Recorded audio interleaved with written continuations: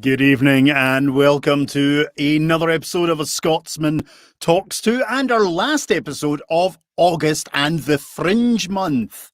As everyone knows, this month I've got some fabulous fringe performers that I've met or not met on some occasions throughout the kind of time I've been in Canada and probably in Scotland as well, now that I think about it, to come on and chat about just the world and everything, as we all do. And in particularly in a month of madness, anyone who's been following and trying to join my other show that I do, apologies, guys. It's been a crazy month. August hates me, apparently. Absolutely hates me. But you know what? I feel not so bad because it hates the rest of the world at the moment. If you are following the news, if you're that obsessed with misery, pain, and suffering, yeah, I don't know what to say.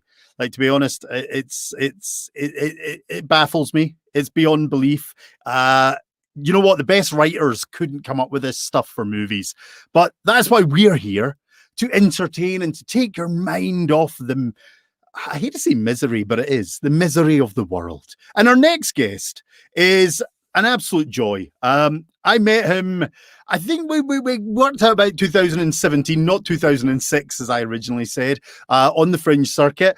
He genuinely is just one of the nicest people I've met. He's always happy. He's always, got a lot of energy, pleasant, funny, amusing. He's just a lovely, lovely chap. So I'm glad he's going to be my last guest on the Fringe season show that we are running for just this month. And of course, we're not ended. There'll be more guests next week.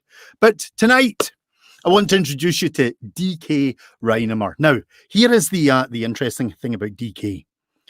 I don't even know what DK stands for. He is effectively a man of mystery, and none of his bio and none of his information does he actually tell us his real name that I've seen. So I don't think we'll probably find out. I don't think he's going to ever let anyone know what his real name is. But ladies and gentlemen, let's bring him on. And I want to welcome warmly, affectionately, the loveliest performer I've met. Oh, no, that's horrible. I've met so many, but he really is. He's genuinely such a happy guy to be around. Ladies and gentlemen, DK Reinemer, welcome him to A Scotsman Talks To. DK, how you doing? Hey, wow. Good to be here, man. I'm great. Thank you very much. Thank you for joining and being our last August Fringe guest. Save the happiest for last. That's a lot of pressure, man. You're like, oh, he's the happiest. He's always happy. And it's like, what are we, 6 months into a global pandemic? I'm still happy. I swear. And I see your posts and you seem fairly, you're keeping chipper through the misery.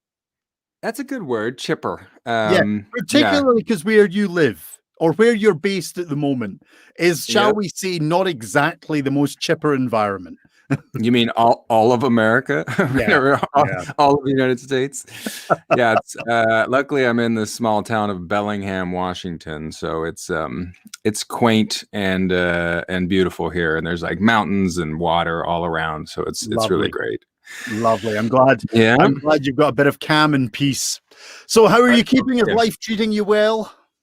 Yes, I mean, yeah, it's still exciting. It's weird. I was going to be touring this, like I'm sure you were, at least. I think I had 5 fringes this year that I was supposed to tour. I had a trip to Japan. I was going to go to Osaka and work with a sketch team there for 3 weeks, like right before the Orlando Fringe, and I would have gone there anyway. All that, canceled. So I basically I was in an Airbnb that a friend of mine runs, and I was just going to be here for 10 days.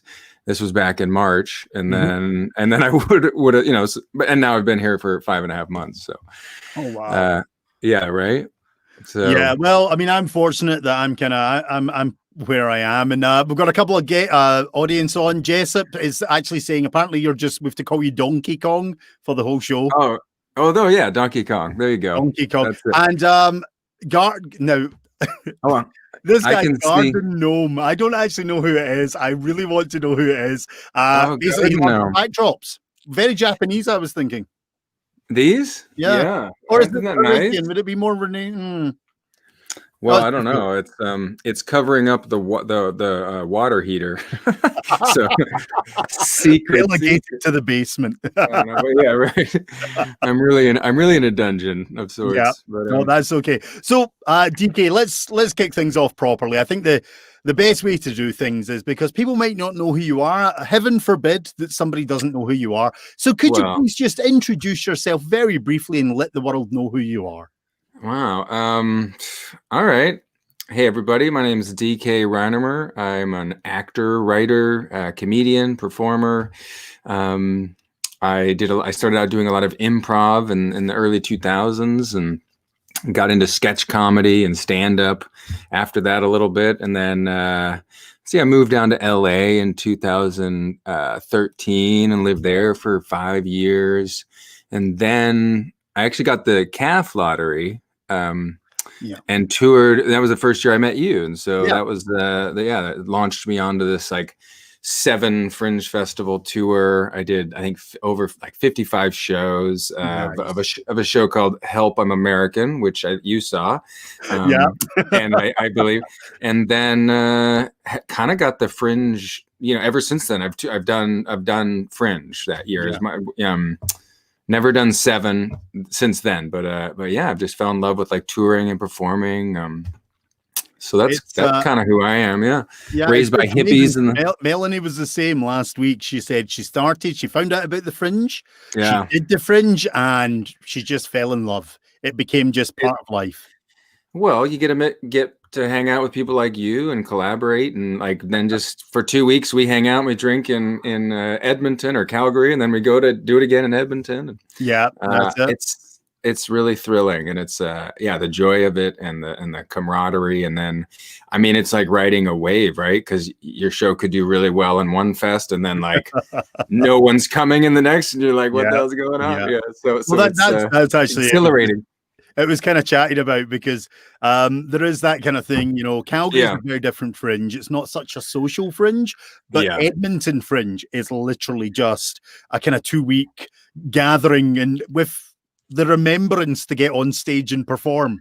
Right. Yeah, exactly. It was like, oh no, you're at the beer tent in Edmonton, like, oh shoot, I got to be on in 30 minutes. Better go to work. And then of course you've hit another point that we discussed, which I love. And I don't know, have you ever done this one? Because I know some performers when they do, and I can't remember if it's Winnipeg, they take a completely different show there because apparently if you get hit with a bad review there, it will follow you for the rest of your days. You're done. In Winnipeg, I've only done Winnipeg 1 year, unfortunately. I was actually in this year, so I would have done it this year with my new show I'm writing. But excuse me, it was great. I mean, I did okay there. It was but yeah, it's definitely the news there. The reviewers are brutal. Well, it's not that they're brutal. I take that back. I'm sorry.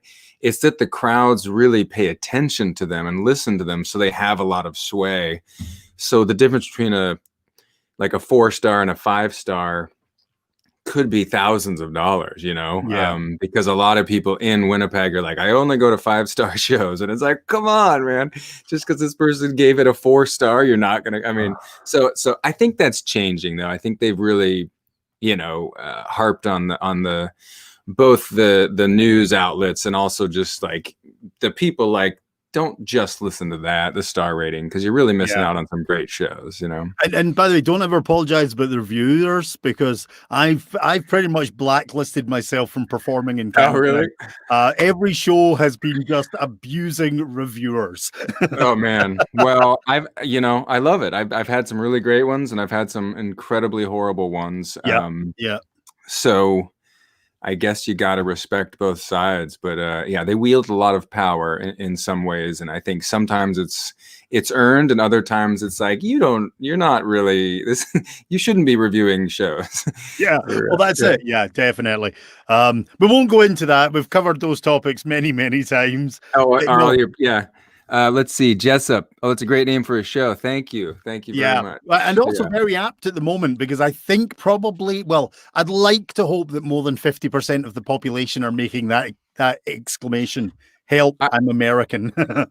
Honestly, I have really considered, I almost wrote help I'm still either help I'm still American or help I'm American too, like still Yeah. still here. Something like that, because it's a hot thing. I actually have a bunch of buttons that I'm trying to I would love to sell. I mean, I've already sold a bunch, but like I used to do them for merch for the show, and so I had buttons, and I wish I had them on me. Maybe I'll find them. But You know what? Remind me. Well, I'll post a link for you, because shameless promotion is a part of the show. That's great. That's great. But I had little buttons that said "Help, I'm American" on one side, and then and then another button that said "I helped an American." It's like a little vote. So if you weren't American, you could say chip in a dollar or so for that. Well, I'm pretty sure there's a few Canadians that kind of want to help America. I kind of almost feel we're going to get back to what was the oh my goodness, the tunnels. The tunnels, the train track tunnels. We're going to start building things like that under the underground railroad. The underground railway. Yeah, we're going to start building that again to smuggle good Americans in. I mean, yeah, honestly. Well, that was kind of the premise of that whole Help of Americans show. Was I was touring the show, hopefully that someone would marry me to allow me to stay, or somehow get me a passport so that I could stay in Canada. You know, wait a minute. Let's just stop there for a moment, DK. Did you write a show to basically shamelessly try and get married to a Canadian? Did you just effectively prostitute yourself? Now, I'm not saying we don't all do that at times on stage, but did you just create a show to prostitute yourself? I mean, you know, I was honest about it, right? And there was a bunch of comedy in there, so you got that going. That was the loose premise of the sketch, and then you know the sketches all around it. But that was it. I'll own that. No, hey, you're never. I will never judge. I'm not going to say that I haven't maybe raised my kilt slightly above the knee line just to get extra tips. Never done that in my life. Is that all it takes? Just above the knee line? Oh yeah, just. Oh man, it's like the Victorian ladies' ankles. Yeah. Right? You know, when you're wearing a kilt, all you need to do is just lift it up onto the thigh a wee bit. Wow, man, that's a lot of power. That is. With great power comes great responsibility, right? Well, I mean, comments flying in here. We missing a bunch. I applaud the efforts put into writing a show to try and sell himself to a Canadian gal. In order to become and remain Canadian, it shows just how far and worth. Yeah. I mean, yes. Garden Gnome, you are correct. I honestly need to find out who this person is. I love this guy or lady. I don't know. That's the thing.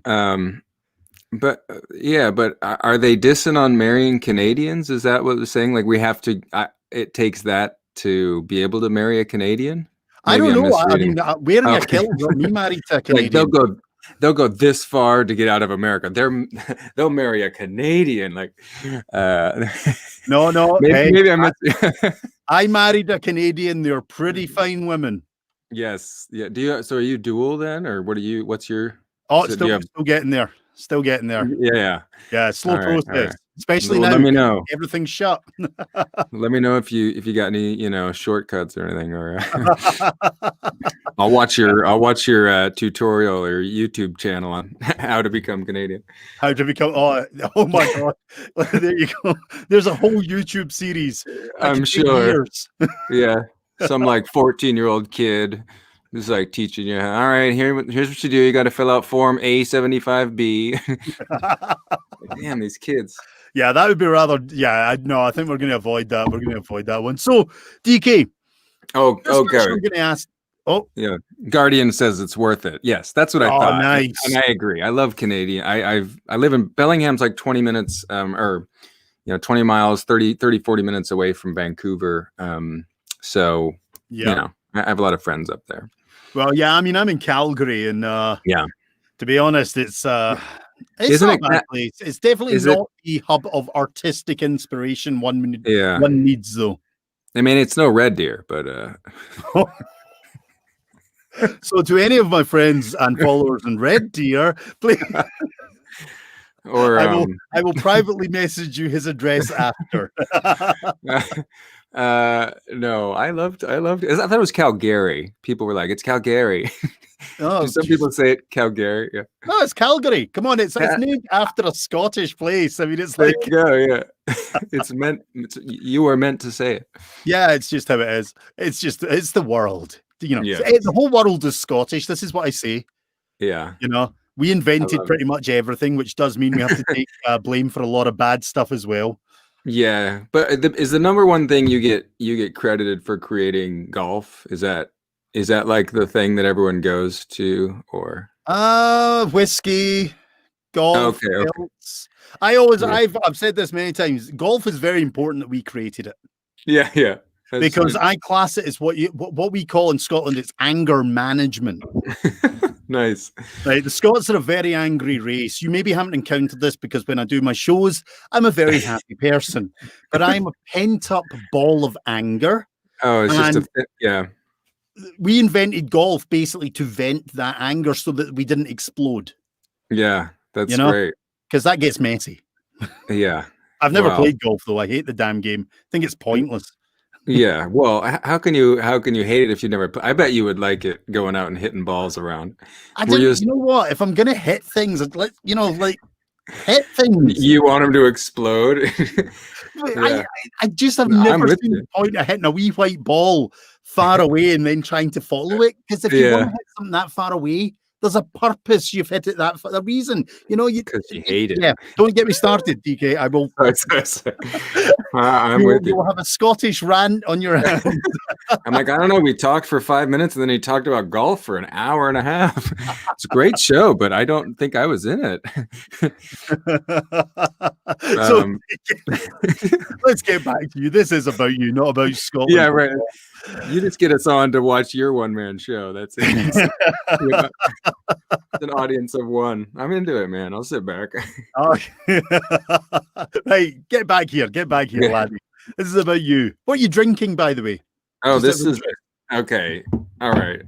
I maybe shouldn't have done this because this is going to open up a lot of can of worms, but it's a healthy kombucha. Oh no, that's good. Oh yeah, you're into kombucha. No idea what it is, but if it said, you said healthy, so it sounded good. Well, health aid. Do you know what kombucha is? No idea. Oh, you don't? Okay. No. This is blood orange, carrot, and ginger. Oh. So kombucha is a bubbly probiotic tea. So some of your viewers might know, but it's very hippy dippy, and it's been around for a long time. But recently, in like the last 5 or 10 years, it's gotten really popular with the yuppies, I would say. Well, with everybody, but some people just either love it or hate it. But it's like this weird mushroom that grows on top of a tea, right? So you make tea, a big vat of tea, and then you let it cool, and then you put the mushroom on top, and it sits on it for 7 to 10 days, and it eats the tea, right? The sugar in the tea, and then you drain it off, and so it makes it kind of bubbly, and it's a probiotic. So that's what kombucha is. Well, thank you for sharing that. That's wonderful. You're welcome. Yeah. You're welcome. Little lesson. That's Check out my YouTube channel. It's an educational learning show. Yeah. I thought you said that's what this is, basically a TED Talk. Oh, no, I love it. No, as I said to you, this show is random, and we go off on tangents, and we have moments, and we have fun. And in this time of where the world, as I usually say, is burning, this is kind of what I just want to give to my audience. Just a little reprieve from chaos. Something different. Yeah. So we've got Jessup. I've played golf. Oh, sorry about that, Jessup. Oh. Yeah. Scottish drinking. Golf is shit. Yeah, that's Zoe. That's one of my old friends from Edinburgh. And she's Hi, Zoe. Scotland, her national pastime is alcoholism. Okay. Oh, good. Someone's got to hold it. We like to drink. And there's Leanna. Don't be scared. It's healthy because she knows that the Scottish diet is horrendous. You should check it out, man. It's really good for the gut. Like I might need that then. Good. And it increases the flora of your gut, and you just digest stuff much better. And I'll send you some. I'll send you a case of kombucha. I love it. Well, you know what company makes it? Let's do some shameless promotion for a company. Oh, this is okay. It's an Anchor. I think it's local to Bellingham. What is this company? I don't even know here. Brewed and bottled in California. Nope. Health Aid Kombucha. Yeah, I don't even know what the name of the company. Well, there you go, folks. That's the one. It's Health brewed Aid. in It is. Yeah, it's Health Aid. That's health.aid. Excellent. But there you go, folks. Get your Health Aid kombucha. You can also make it, and I've got a batch going on. So you make the stuff at your house. It's pretty weird. And we'll post the recipe later. If you want, yeah, I'll show. I can bring you my mother thing. It's bizarre. Oh, I love it. I love it. Like an alien. Let's get the first question. Honestly, every guest I've had, I've got a list of questions, and I think the most I've managed to get through is 4. I mean, I thought we got through like 6 already. No, these are just random. Okay, so as I've mentioned to you before, I kind of base the questions on the hero journey. Very simple kind of storytelling technique, but it makes for a very simple, it's a simple formula for questions. So the first one, and I think the most important, and if I only get one question out in this interview, it is the first one, and that is your origin story. It's the most important thing for anybody. So I think you're right. Tell us how it all began. What was the drive, the passion, and you can start at the womb if you wish to go that far back. But tell us how you got to this stage. Wow. Well, I mean, that's like the whole hero's journey right there. The origin story, right? Yeah. That's just the origin. That is just how it began and how you got to where you are. There's plenty more in between. Yeah. Well, I've kind of hinted at some of it, but I mean, I guess let's just get real. I was a home birth. I was born at 749 Overholse Road in Olympia, Washington, to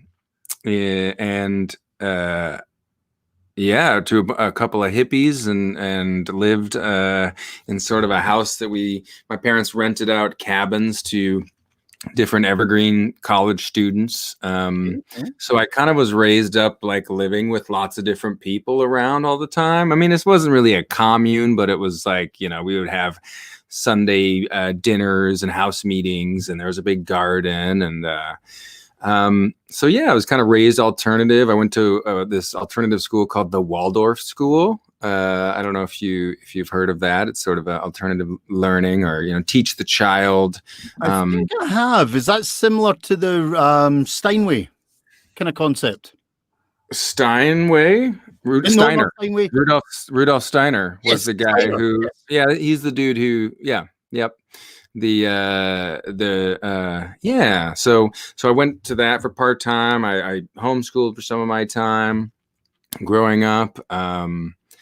I lived in American Samoa on the small island with some friends and their family for a year, and got my first tattoo. I was 14 at the time, actually. Wow. Yeah. What did you? Oh. Yeah. That's a pretty intense tattoo for a 14-year-old. Right? I know. Yeah.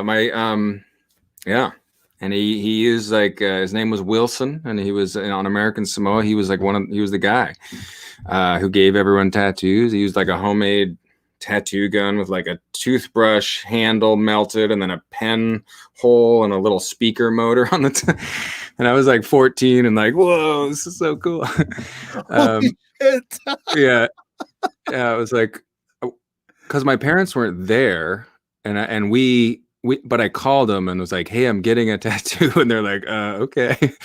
Oh, wow. I guess, I don't know how that went, but so that was in let's see, when was that? I was 14, and then dropped out of school. Like I went back, I was going to high school, and I dropped out because it just wasn't really, I don't know, learning. I went to Thailand and did like a 3-week Thai massage course training thing that my mom's friend was setting up.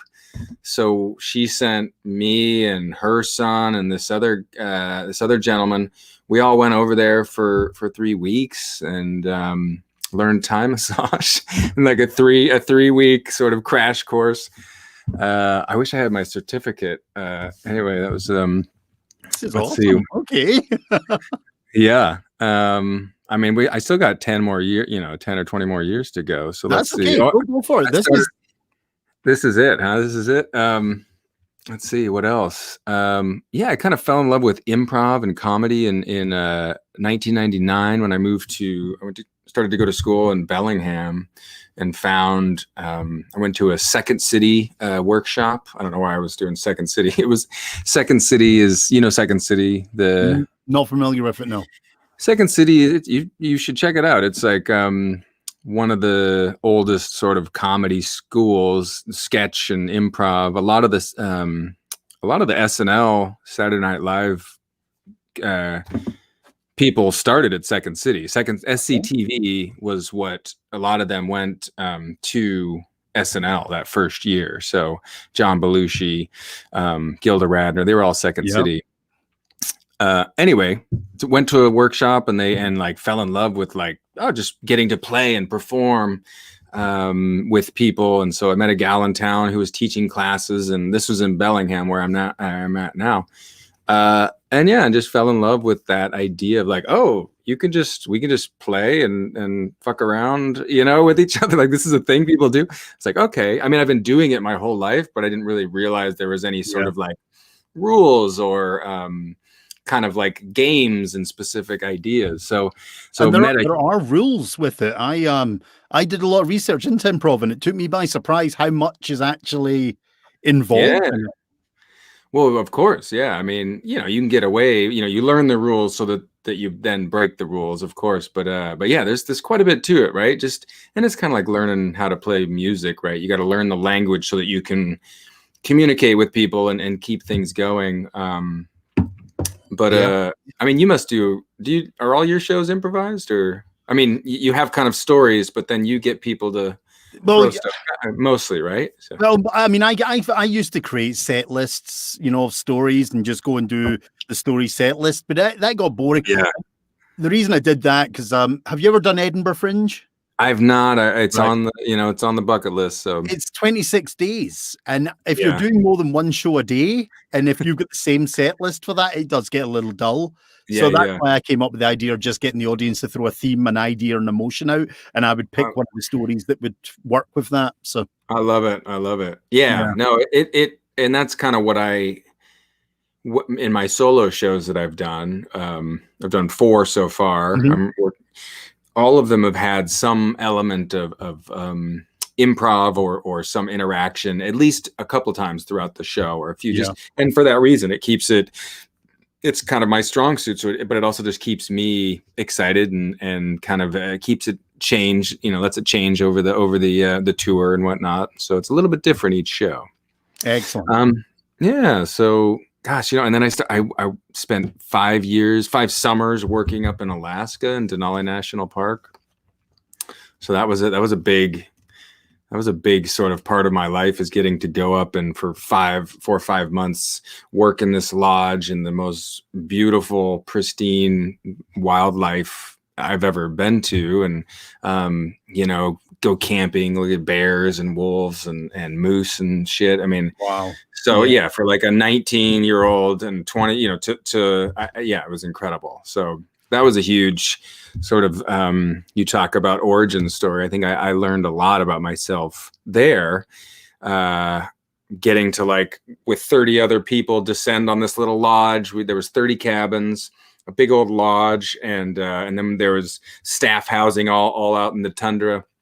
And so for 5 months, we just go there. Guests would come, pay a ton of money to like get bussed in or flown into this remote lodge. It's like out in the middle of nowhere, right? And they're just I've never seen anything like it. And then a bear will like walk through the camp, and everyone's freaking out. So yeah, I love it. Great. Yeah. And then I like helped the Upfront Theater was this shameless plug. It's actually closed now, but the Upfront Theater was improv comedy club started by Ryan Stiles was the owner, but a bunch of us were kind of the first group. Ryan Stiles is like from Whose Line Is It Anyway? Yes. Yeah. Yeah, I know. Yeah, so he was like, I want to build a theater in town. Will you guys kind of run it? And we were like, okay, of course. And so yeah, I got to do shows just every weekend. And then we had to build a community, right? And build an audience, build a community, and then we started doing classes. So I started teaching classes there, along with some other great performers. And I was basically bit into that that opened in 2004, and then I moved to LA in 2013. So in that time, I was like living, breathing, performing improv, and then started doing sketch. I toured with another guy from that group named Morgan. We had the DK and Morgan show, and we were I saw that on your webpage. Yeah. And he and I did a ton of stuff together. We did a lot of like San Francisco Sketch Fest. We did the Chicago Improv Fest, Vancouver. So he and I were the first people from the Upfront to kind of like break out and start doing our own thing. And so we just did a ton of improv, and then we started writing shows and doing sketch, and so really fell in love with that. And he and I actually and another woman moved down to LA at the same time, because we were all just like, well, Bellingham's a tiny little town. What's the ceiling here is small. I mean, we're loving it, and people, we're little small time celebrities. It's like, well, let's go see what's happening down in LA, And now that's a brave move. Yeah, no doubt. It was awesome. It was terrifying. The first year was brutal because we thought we had jobs lined up and they were like, sweet, we're gonna go down there, we're gonna have a job that's gonna pay, we'll have plenty of money. We get down there, that fell right through, and we're like, oh shit, I did not save up hardly any money for this, and it's expensive as hell. So I spent that first year just trying to get my feet on the ground, right? And it's like, forget writing sketch and doing improv. It's like, how am I going to pay the bills here? So I bounced around, did a bunch of different jobs, worked at a coffee shop called Romancing the Bean, which, so I was like, this is a sex thing, right? And then finally got a serving job, which was great because I was making enough money to sort of, be somewhat comfortable enough to but LA's nuts. You've been down there, I'm guessing? I've just been to San Francisco and California, Redwoods area. Never got to LA. Mm-hmm. Yeah, well, go check it out. It's great. I mean, I fell in love with it. I found a theater down there called the Pack Theater, and they do a bunch of Twitch shows that are awesome, because there's a great community just of hundreds of people. And I was on one of the original early sketch teams there called 100% Stuff. And each month we do we just write a show, and then we have a month to write another show. And so all those people are just now doing stuff on Twitch. They got a Twitch channel. Yeah. Krista asks if my tattoo changed much as I grew. That's a good question.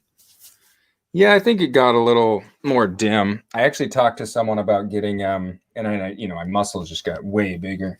No, just kidding. Well, I mean, you do strip on stage a lot now, don't you? I did. Well, you talked about whoring myself out. The second solo show I wrote was a Magic Mike parody called "Becoming Magic Mike," an action adventure comedy. So yeah. I wasn't thinking about selling tickets at all. It was I used that picture to promote the show. I knew, a bit of sex appeal. Oh, did you? Oh God. Well, I wore my unbuttoning shirt just in honor of it. Keep it on, boy. Keep it on. Wait, really? LA didn't. I mean, how long were you in LA for, and did it eventually kind of pan out for you? And I mean, I was there for 4.5 years, and then I was kind of looking. I mean, I was just feeling like I was just spinning my wheels. I was doing a lot of stuff at the Pack. I was auditioning here and there, but nothing was really sticking. I got I got a couple big auditions, but nothing panned out. And it's like, man, it's amazing how so many people around, but yet you can feel incredibly alone down there. I mean, I need to ask you about Ellie. Did you perchance go down with a slightly like naive view that you would just make it, or were you very realistic that you were in for a struggle? I mean, I think I was pretty good. The problem is that we thought we had a job, that I thought I had a job that was going to be like filming behind the scenes on a movie, and we would just be able to, and the salary thrown out there was pretty good. It wasn't crazy, but it was enough that I'm like, great, this will be good. So I did go down there with that false sense of confidence that, I don't have to worry about that as much. Yeah. Once that got removed, I definitely a lot of that confidence kind of went away, because I was like, oh shit, because I hadn't been thinking about that as much as I think I would if I was to go down there now. I'd be like, oh yeah, save buckets of money, because everything costs a lot. And, if you want to get headshots, you want to do, acting workshops and casting, things like that, that all costs money, and rent is insane. And so, yeah, I think I wasn't like blindly optimistic, like I'm going to be famous in a month. I knew it was a grind. I knew that was good. And I was totally down for that. And I think I did sort of know that's what I was going into. But it's hard when you come from a small town where it's like, yeah, you're doing shows for sold out houses of 100 or 110, and you're just like crushing it every weekend, sold out, and people are loving this improv show or the sketch show. And then you go to LA and the gigs you're getting are like, oh, you get 7 or 12 minutes on this show at 11:30 on a Wednesday, and there's 15 people in the audience, and 10 of them are the other groups that are performing. And if they go on before you, they do their set and then they just leave and some of their friends leave. So then there's like 4 people that are staying to watch your improv set. So that took a bit to get used to. I can imagine. This is very different. I was spoiled up here to do shows for audiences that were like hungry for stuff, and they were very kind and very like, they don't have a million different things to go see. So when an improv show is like the only game in town, they eat it up and they love it, right? And so they kind of like, it was great, but it was also like, it kind of gave us bad habits, because I think we thought we were way better than we were, in a sense. You know what I mean? Because they're just laughing at everything and they love it. It's so fun. Then you go to LA and it's like people who are watching, they just go see some big comedian, Dave Chappelle, one night, and then they coming and they're watching your little improv show. And it's like, well, that's tough to compete against. So I really learned a lot as far as like managing my audience expectations from LA, which was great. I learned a ton, and the Fringe Circuit too. You learn a lot about yourself and your show right away when you're like, oh, you guys don't like this, or this is not working for you guys. So then LA, and then I toured the Fringe, the 2017. I got CAF, and so I did it. And I'd actually done, were you in Winnipeg in 2014? No, I've only ever stuck to Calgary and Edmonton. Because I end up doing a lot of kind of different fairs and events all over. So I kind of always stuck to kind of Calgary, Edmonton. It was just easier. And, I hate traveling now. I'm getting old. Yeah. Well, there you go, man. Did you do the caber toss? Is that a thing that... Wow. Welcome to the stereotype of Scottish. Well, you said you did a lot of events. I was like, come on, what's the one event he's got to be? No. Know what? That is incredible. Like, you know what? The caber toss always amuses me, because you look at it and everyone goes, well, it's heavy, but it looks quite easy. Yeah. But apparently it's like really, like, you've got to be so skilled so you don't lose your teeth. Of course, yeah. You're throwing a. I mean, I wasn't asking it, because we have up just up the road here, we have the Highland Games, and I would go all the time and watch the caber. It was like it's really impressive because you got to do balance and strength and lift with the And only apparently, I didn't even know this until recently. You only score if it actually flips. Yeah. Rotation. Oh, okay. So it has to go the entire way. Hoof it up and then toss it. You've actually got to get that rotation. Yeah. Oh man, impressive. Yeah. So where was I as far as the? You were at CAF. You were at Winnipeg. Winnipeg, and I'd done Winnipeg in 2014. I forgot that was the first sort of solo thing I did. I did CAF, and then I loved. Oh, and I actually got a job in Portland. I was working at a theater called Curious Comedy for a year, and as sort of a marketing director, teacher, performer, and that was amazing. That was, do you know Chase Paget? Yeah. So he and Stacy Halal were touring, and I've known them from before. And anyway, so they were like, "Hey, this position's opening, and you'd be great for it." So I applied, and and that was a lot of fun. Portland's a great city, and I really missed that. Well, that's why I thought you were in Portland, because I remember you posting about that and how excited you were about that project. No, it's great. It's a beautiful theater and a beautiful community there as well. That I got that in LA a little bit with the PAC, but from the Upfront community, and then the PAC, and then the Curious Comedy community. And Portland has a ton of great other comedy too. It's surprisingly large comedy community it's not that surprising, but there's a ton of small, great theaters. Kickstand Theater, the Siren Theater are amazing there. So it was really great to be able to meet a whole bunch of new and make a bunch of new connections there. And then, so I've just kind of been, since then, I've just been touring, and I'm sort of, I don't know what the word is, but transient, I guess. I don't really have a home base, right? Per se, which has been awesome. But I mean, there's challenges with it too, as far as it's hard to, you're not really unpacking that much. You're sort of just living out of a suitcase and bouncing around. And, man. Just bring that's actually the one thing that I hated about doing like the fringes sometimes, because you were kind of living out a suitcase, and it just So you're now in Washington State. I'm in Washington, Bellingham. It's an hour and a half north of Seattle. Yeah, and that's where you're situated through this chaos. And basically, what are you now doing though? I mean, how are you surviving through COVID? Well, that's a great question. I mean, when the lockdown happened, I was kind of like everyone, like, whoa, what's going to happen over the next few? Excuse me, the kombucha. That's okay. What's going to happen over the next? I mean, because I had a whole tour lined up, so I was my mindset was writing a new show called DK Lost in Space, and I was just right in the middle of that, and had this Airbnb, and then I was like, oh, I'm going to go to Japan for a bit. So it was a real challenging shift, right? To sort of be in limbo for this long. And I immediately was like, I don't think we're going to do this show. I mean, I don't think the festivals are going to happen. So I'm just going to kind of put the show on the back burner. I launched a Patreon page actually, and that's a shameless plug in there. I've got your website up, but not your Patreon page. Yeah, it's I'll do it, or it's I don't know if it's just patreon.com/DK Reinemer. But so that's been great. I really you having joy with that, because I have never had joy with Patreon.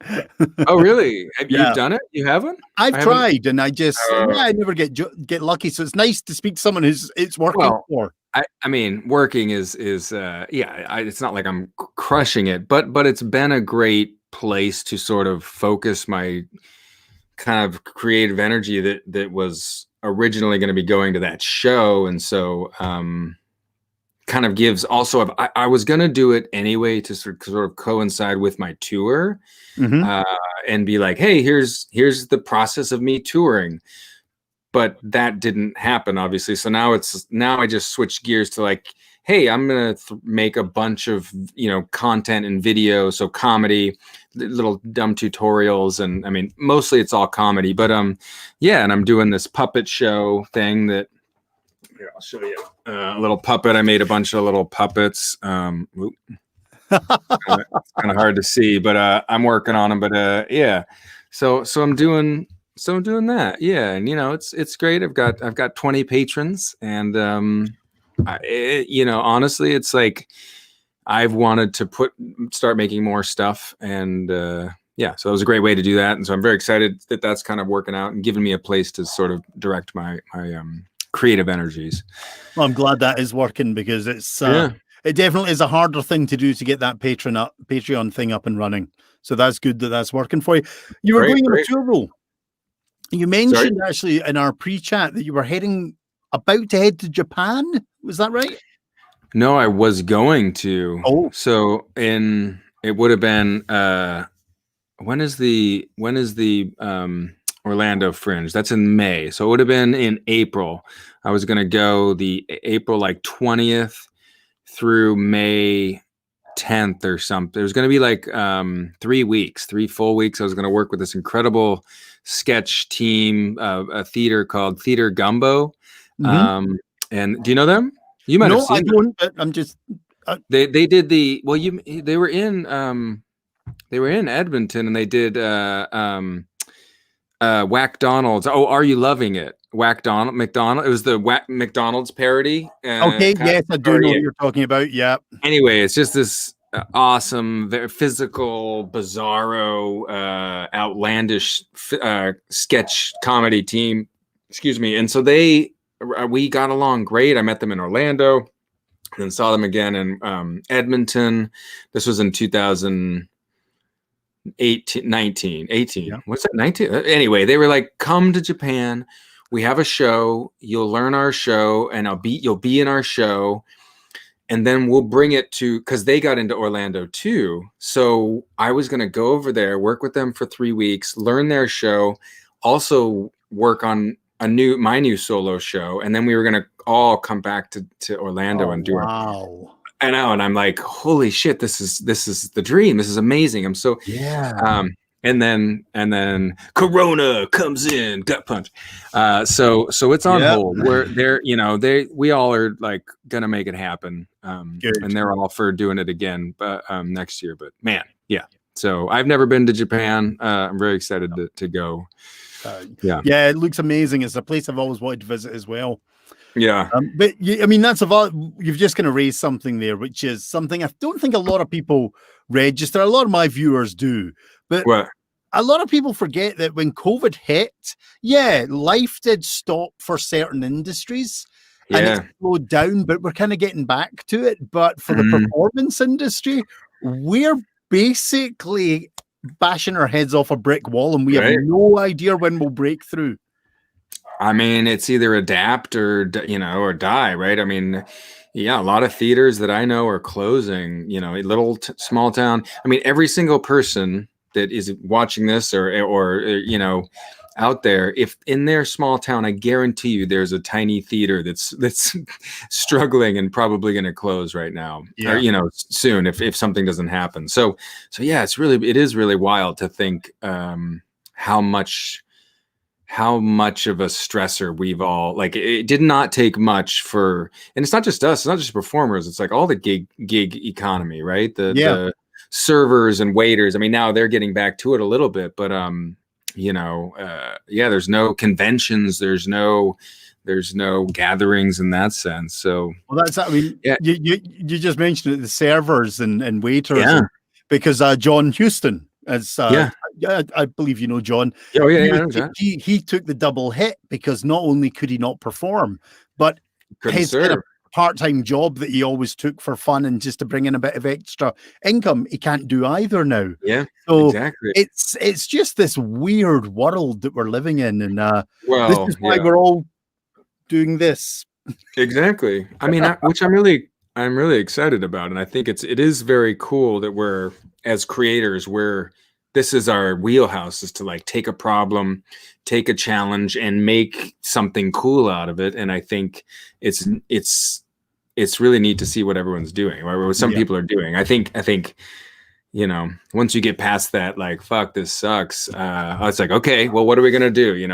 And what doesn't work in my mind is trying to recreate things that are just like theater, live theater, because it's got to be different, right? It's got to be different. And I'm a great believer, and that's why this show is very the way it is now. Just let it roll and see what happens. Just be very human about it and accept if it goes wrong, it's going to go wrong now, because we're basically in this weird state. I mean, are you? Yeah. I mean, you mentioned that you bought a new mic. Are you in the process of creating, and obviously with your Patreon you are, but are you thinking of doing stuff for YouTube and other channels as well? Or yeah. I mean, that was sort of the goal. That is the goal with the Patreon is to or DK as I call it, is to make videos that then feed into my YouTube channel, in a sense. And so yeah, these little puppets are something that I was gonna start doing videos. I also have a video, just making stuff and putting them on my YouTube, building that. And what else was there? Oh, and then I'm doing the Rochester Fringe coming up. So that's nice. Just making stuff. And I do want to do more of this. Make a wee announcement here. Krista, my darling, could you come and get the cat who is attacking the studio door, please? Oh no. Remember I said things. Show me the cat. Show me the cat. We've got a dog and two cats. Sometimes the dog's in here, but every so often the cats don't like a locked door, so he is currently clawing at the door. Is it because you can't get up because you're not wearing any pants right now? Yeah, no, they're nuisances. They're just a nuisance. Anyway, sorry to interrupt you. Please continue. Oh no, this is great. I wish I had a cat. We have a cat here named Muffy. That's been a lot of fun. So the apartment I'm renting is sort of the downstairs apartment. That's their Airbnb. But there's two lovely folks that live upstairs and a cat, and then there's two chickens in the yard. So that's pretty rad. I get to get some fresh eggs. That's an interesting point, because obviously, nice. I grew myself. You wouldn't tell, but this is a cucumber. Yep. You talked about Melanie. It's like I don't think it's gonna stick, but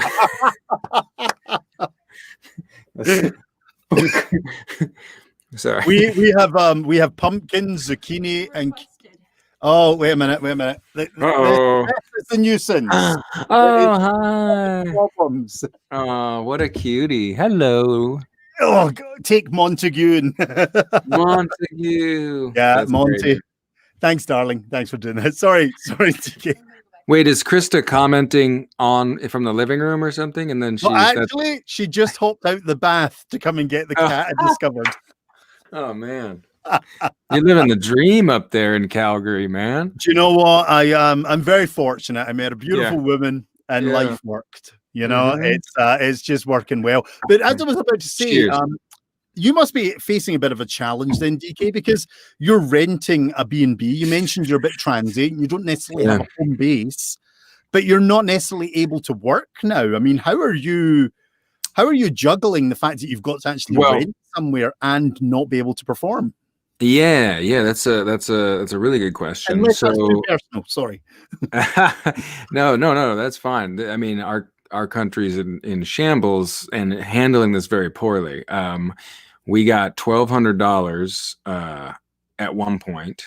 That was basically kind of the CARE Act was passed, right? And the stimulus was, every American gets $1,200, but a lot of people didn't get it or didn't, if you're undocumented it's a really flawed thing. Anyway, but so we got $1,200, and then the unemployment, a ton of people were doing unemployment. But for gig and for independent contractors, that's never been a thing. Like you can't do unemployment. But they did change it so that some people so you can apply. And for a little window of time, people who were independent contractors could apply for unemployment. So I was getting some unemployment, but luckily I have an awesome job that I've been working for a documentary filmmaker. Okay. Who does incredible documentaries, and so her and I've been able to work with her recently. So I have I've started back up working. Yeah. And I got I actually did an audiobook recently. I just recorded an audiobook. Brilliant. Yes, which was insane. I don't know if you've ever done audiobook stuff, but I'm trying to break into the voiceover narration work, but the problem is unless they want an angry dwarf, I'm kind of limited. Hey, there's a lot of need for that out there. At least in 2021, there'll be just nothing but angry dwarf scenes. Yeah. It was the audiobook stuff it was awesome, but it was really way harder than I thought it was going to be. It was, because you're up here in the mic and you've got your voice in your ears and you're reading for 2.5, 3 hours, and any sort of pop, we have to stop and go back. And so it was like, holy shit, this is it was awesome. And it was like a diet book too. It wasn't like I was reading, Lord of the Rings or anything, so I could bounce around and play characters. It was like talking about gut flora and kombucha and whatnot. Hey, that works. I'll need to speak to you after and see who you did all that with, because and if any of the audience are interested in that, we'll post a wee link. I've got information on that if anyone's interested in looking at voiceover and narration work.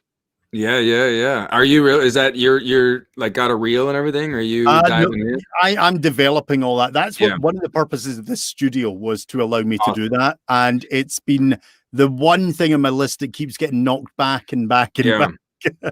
No, I'm saying that's definitely something that I want to do more. And I think as we've all had to go digital and go virtual, I think that, Hollywood and the industry is just going to make way more animated stuff than they're already doing a bunch, but I think there's going to be quite a bit of a shift over to that. So voiceover stuff and voice acting is going to be even more in demand as the entertainment, keeps moving forward, which I think is a good thing. I want to do Mills and Boons. Yeah. Do you know Mills and Boons? Mills and Boons? No, I don't. They're an old series of books which were basically romantic smut books for the more advanced people in years. My mother used to read them, and they're quite saucy.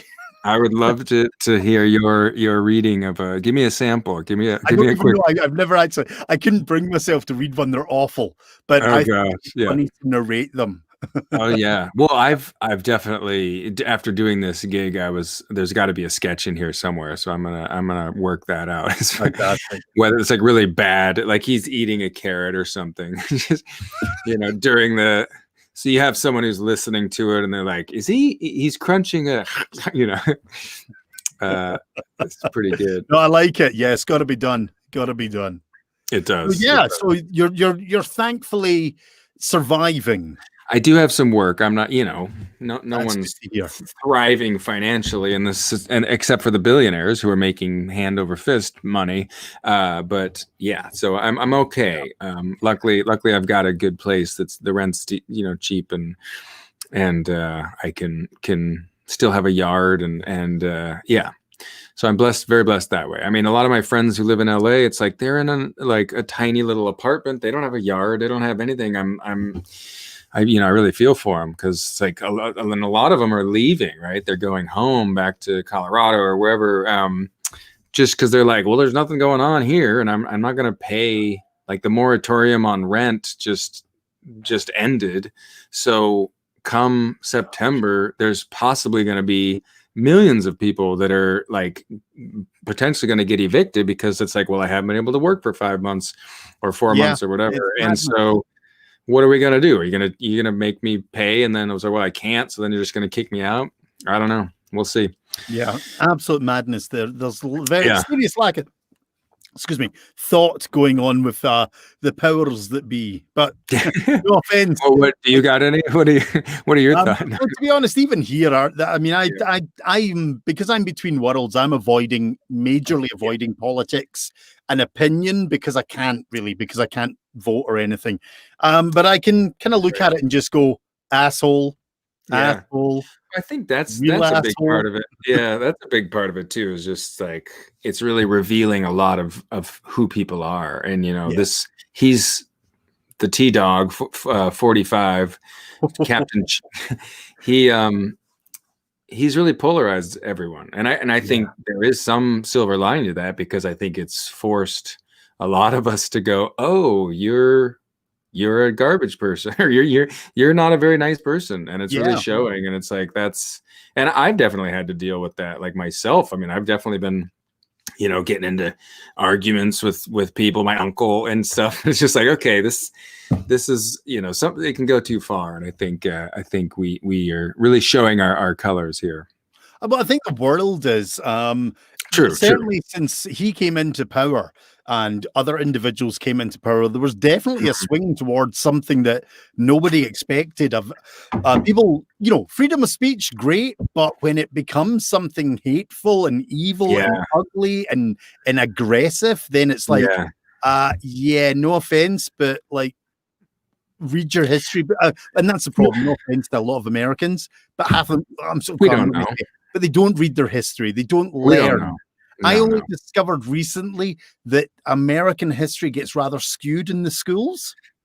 I mean, it gets skewed all over the place. Yeah, like Christopher Columbus was painted as a hero, in a lot I think when I was growing up, it was like, oh, Christopher Columbus is like, he discovered America and he did all these things. And then I read Howard Zinn's, like, The People's History of the United States. It's like, oh, he was chopping off hands and collecting, taking all the, just a really horrible, horrible human who wiped out, entire tribes. Anyway, so, but they don't teach that. He's got statues and stuff. So that's one thing I will say about the UK, and as much as I don't usually associate with it because Scotland is an island. Basically, we get taught. There's water.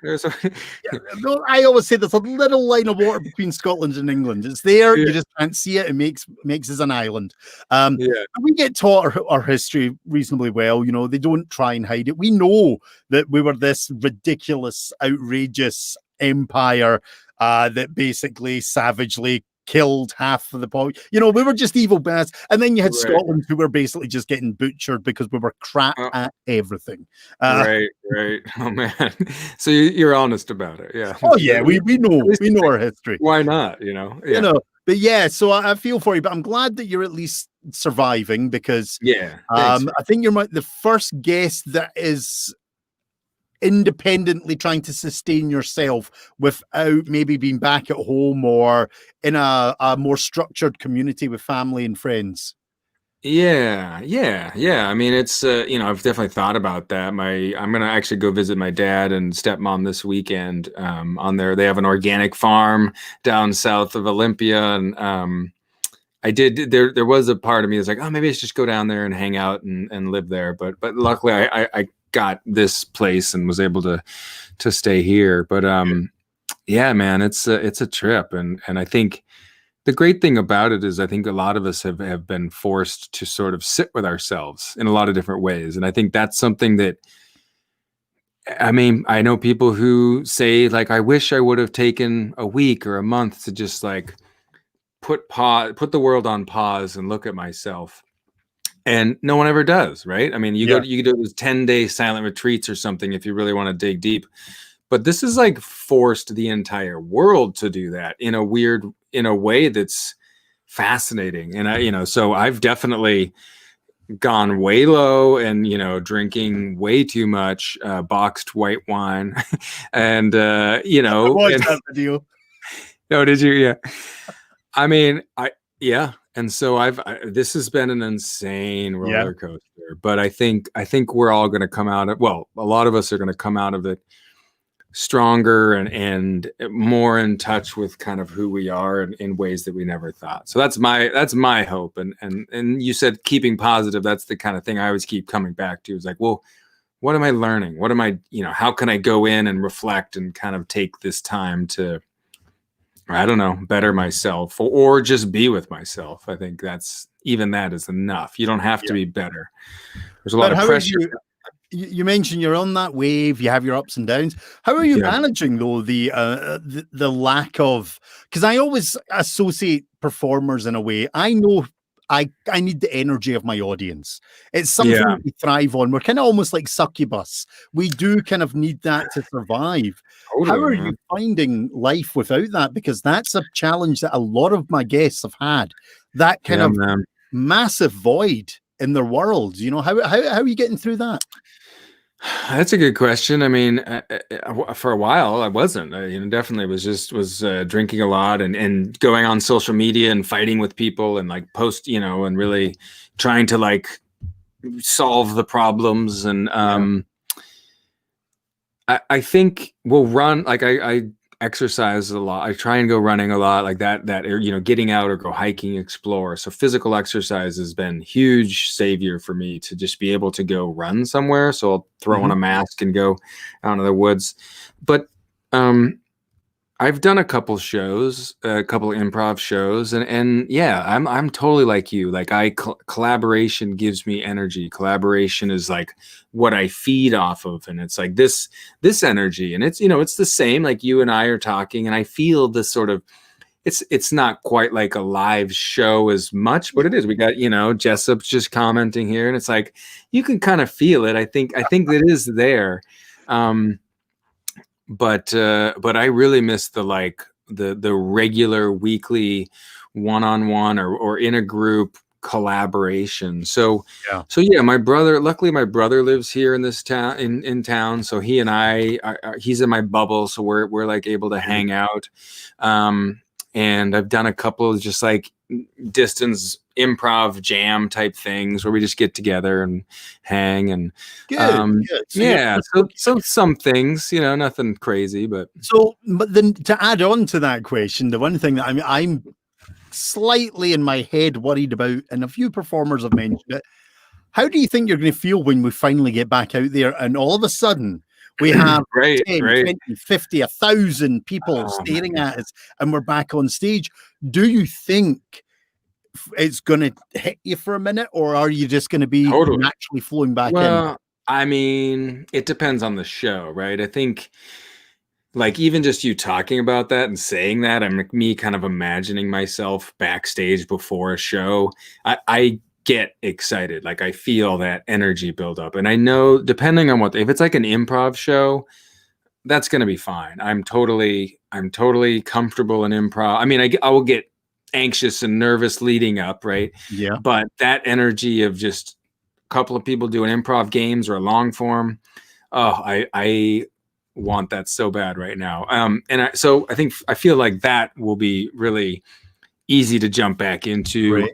Of course, it'll be rocky, but I think the audience will be rocky too, because they haven't sat in front of a lot of people. I think that's going to be interesting to witness too. Is like, what is that group mind like after not being, on stage or in a theater for so long? How are they going to react differently? Is it going to be like way, just super amped to be there, or is it going to be more subdued because they're worried about COVID or whatever?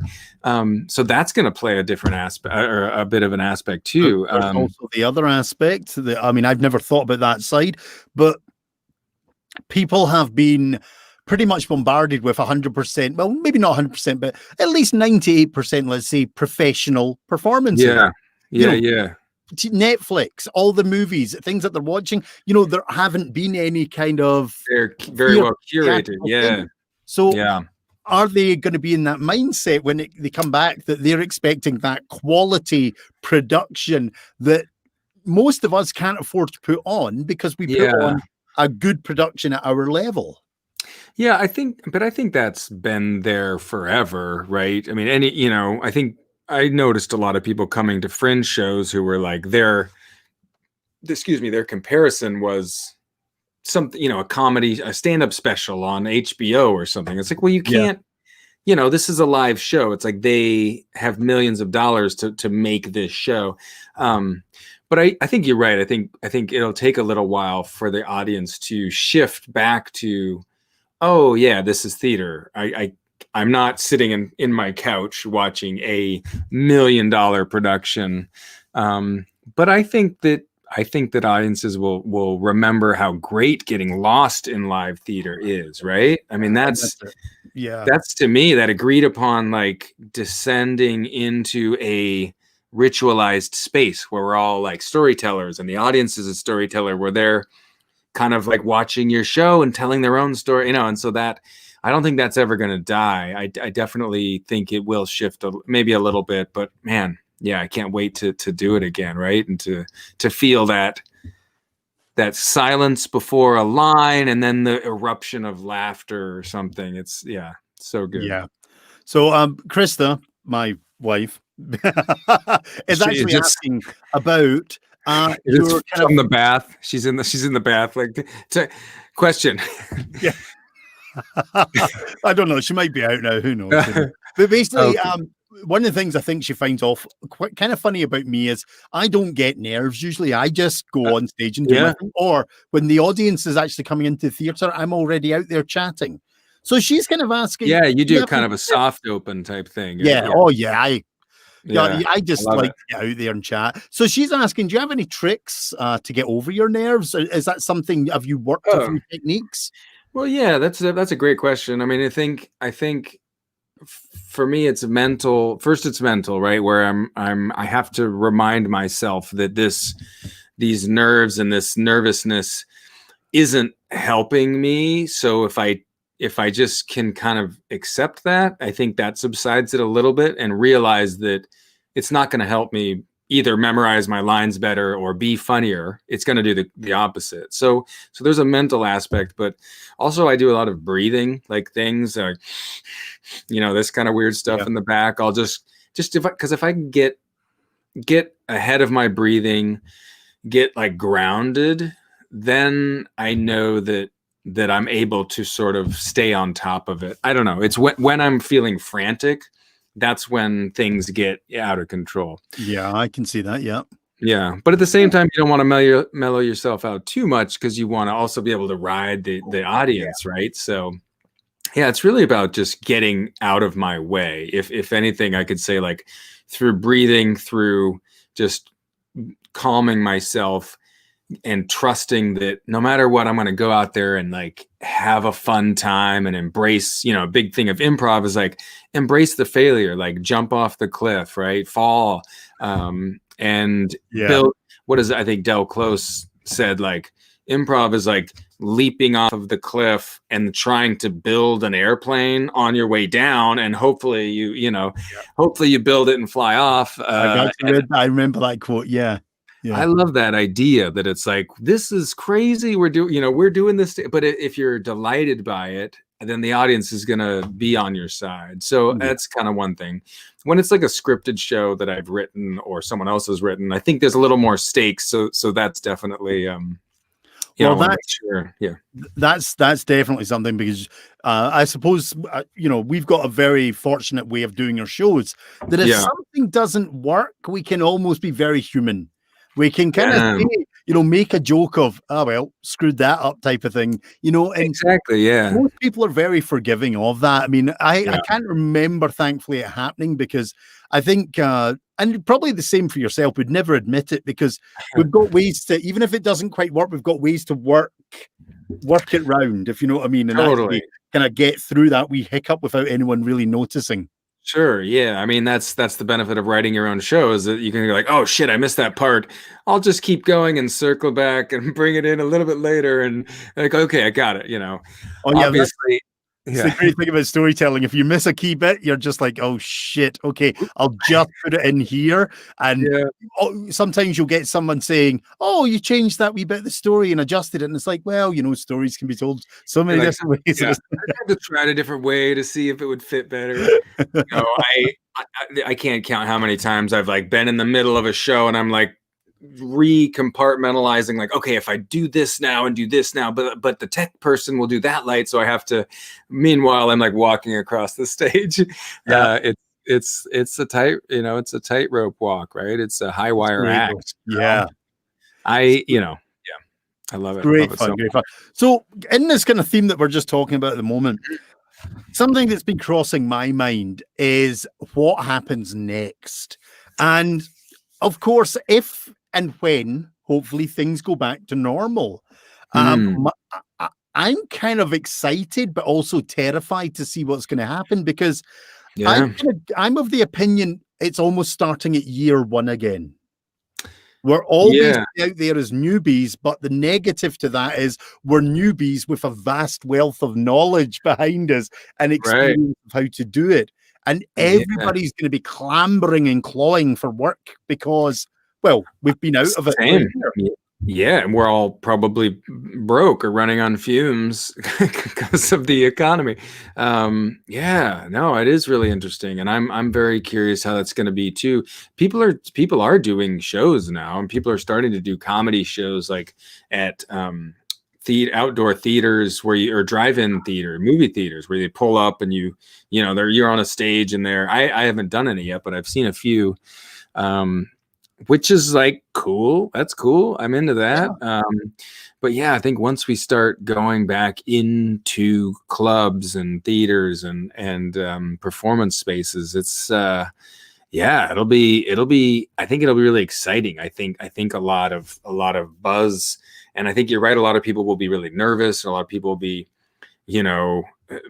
But on the other end, I think a lot of people were like, I've been fucking holding up for 5 months, writing the tightest comedy of the world, which isn't me. I've been having a hard time being more creative in this lockdown. I've been feeling that a wee bit as well.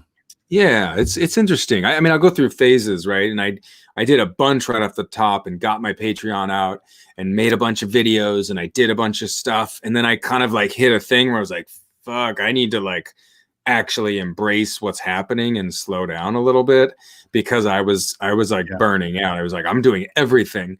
And then I followed a very similar path.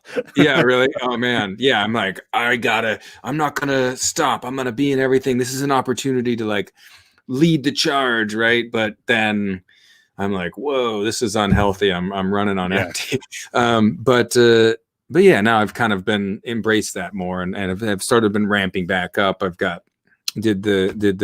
had my Magic Mike show played at Tampa. I mean, luckily that was just a tape, so I just sent them the video. But it really got me thinking. I watched a bunch of shows there. The Tampa Fringe, they did a whole like virtual online show. Yeah. It was great. It was like, and then I did the Orlando one too. I did that one, and I did a puppet show for that, and that was kind of right at the beginning. Orlando was the first one that sort of the first Fringe Festival was like, hey, we're gonna do, maybe not the first one, but one of the first on my radar that did an online thing. So I missed out on a lot of the online things, but at the same time, it is what it is. It's difficult because what I do is not necessarily, when they're doing online, they need to have more mesmerizing shows. Hey man, just of course give them that above the knee kilt thing, dude. It's hard in the studio. Should have been your Patreon opener right there. It's like called above, kilt above the knee. Sort of OnlyFans or something. Racy. He's a racy Scott. Oh, love it. So life's doing well. You're getting there. We're progressing slowly. I'm glad that you're keeping in good spirits and health. Thanks, with your kombucha.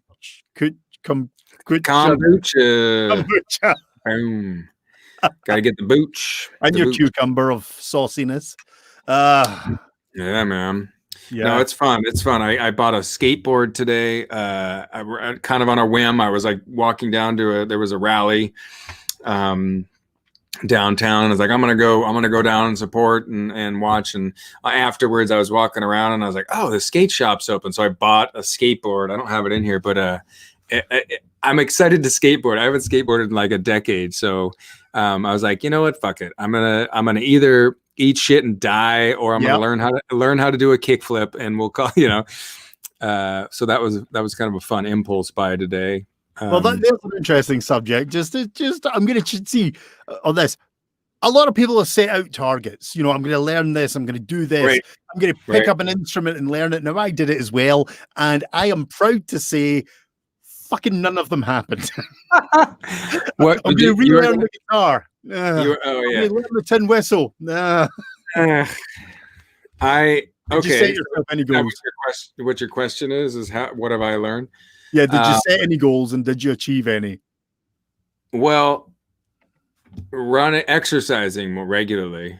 I've been juggling a lot, so and juggling and guitar. I've actually been playing a lot of guitar.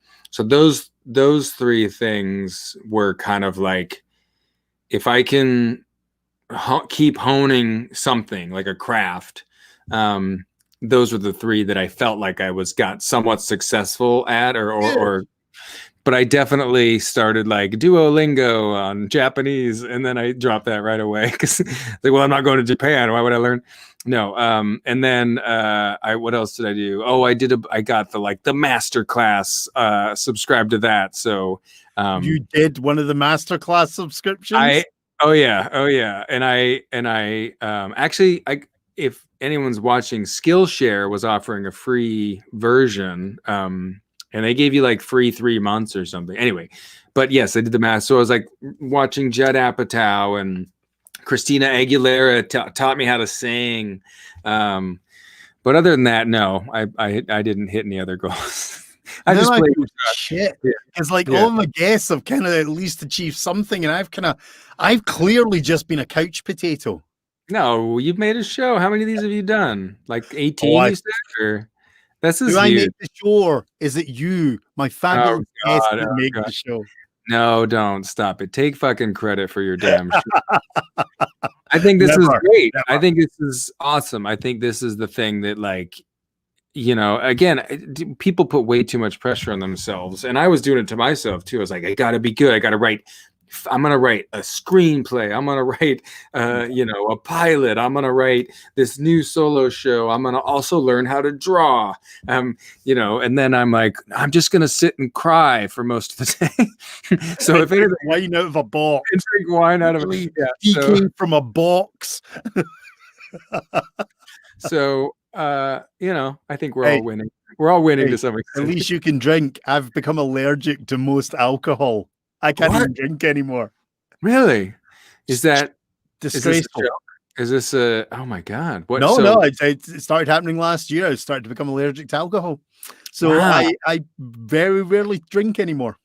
Can I ask what the symptoms were? Was it multiple, mainly damage to the throat? I would end up after a few beers. I always thought it was just me becoming more West Coast Scotland when I was drinking, but basically I become more grizzly. My throat would be sore. Really? Red wine almost closes my throat up. Oh, it's a whole variety of things. Damn, and it's well. But do you know what? Probably, and I'm talking to performers who are enjoying alcohol during this time. I don't miss it. Yeah. Honestly, I was drinking a lot right at the beginning, and then I've definitely slowed way down, and I'm very happy about that, and I'm fine with it. And I don't, obviously, I mean, we're also not with anyone, so that's kind of hard to like judge. It's like when you see people, you're going to want to drink more, right? I'm guessing. Well, that social aspect is so much fun at the event. Yeah. Hey, man, you can just do the vape. You can do a vape.